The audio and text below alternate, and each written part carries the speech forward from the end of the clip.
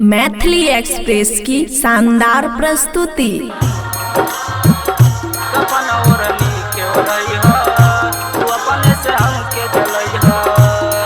खुशी recording studio बलुआहा। मंगिया सजैलू शादी रचैलू दोसरा के मानलू जान। मंगिया सजैलू शादी रचैलू दोसरा के मानलू जान। तोहरे चलते फसरी लगाई लाश जाई शमशान। कफन ओढ़नी के ओढ़ई ह तू अपने से हमके जलई ह।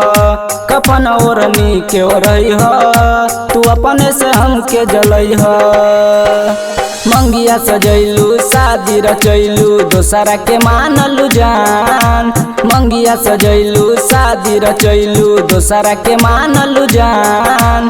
तोहरे चलते फसरी लगाई लाश जाई शमशान। कफन ओढ़नी के ओढ़ई ह तू अपने से हमके जलई ह।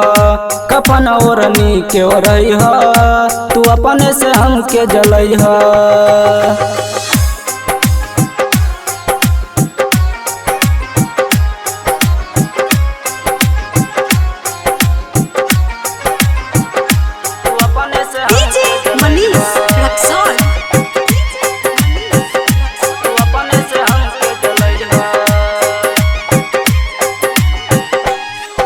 अरे मर जाइब तो गोरिया तोर दिल बड़ी खुश होई।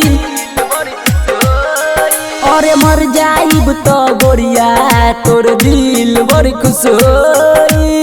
केतना दिन ला पगला तोरा याद में घुट घुट रोई। सपना देखैलू पूरा न कैलू तोरे के गैलू अरमान। कफन ओढ़नी के ओढ़ई ह तू अपने से हमके जलई ह। कफन ओढ़नी के ओढ़ई ह तू अपने से हमके जलई ह।